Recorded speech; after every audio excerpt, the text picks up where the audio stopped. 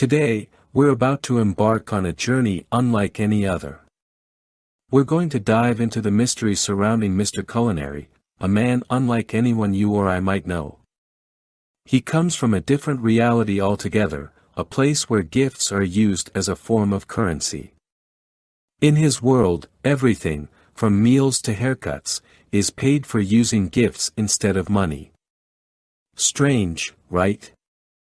But stick with me, there's more to this story.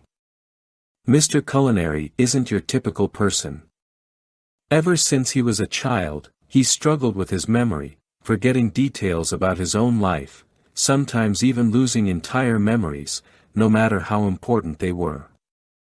Today, our mission is to uncover one of those missing memories by piecing together different clues.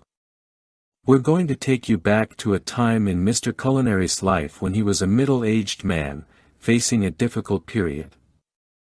He'd often say it was a tough time because he had no one to share his life with. But oddly enough, gifts seemed to leave his hands faster than he could make them.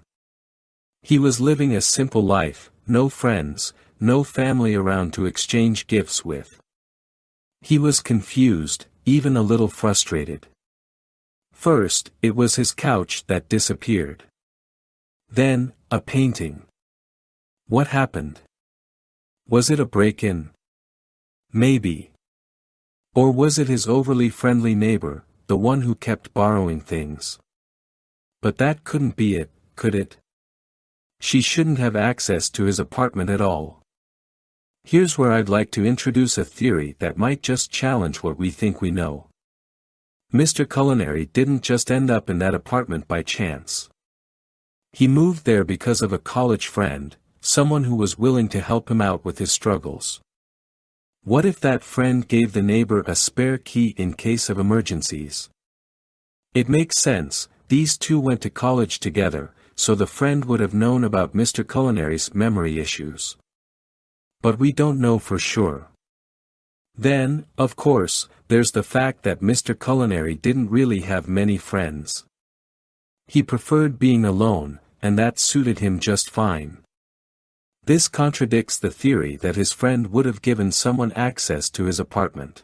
There's also a huge factor we can't ignore. In this alternate reality, stealing is harshly punished. Every object has both an emotional and physical value, so there's little to no stealing, especially when something has deep sentimental meaning. For example, imagine a mother gifting her daughter a necklace. It's priceless, even if it's not worth much in material terms. And let's not forget Mr. Culinary's neighbor, an elderly woman who is quite wealthy in small treasures. Would she really be able to carry out such a theft? Let alone have the space to store a couch? Probably not. So what else could it be? Another theory is that it might have been a robbery.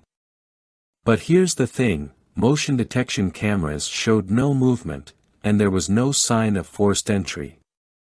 Whoever took these items must have had a key to Mr. Culinary's apartment. What's more, Mr. Culinary had far more valuable things, laptops, phones, even a block of raw gold, sitting right next to the couch and painting. If it were a robbery, why steal something less valuable?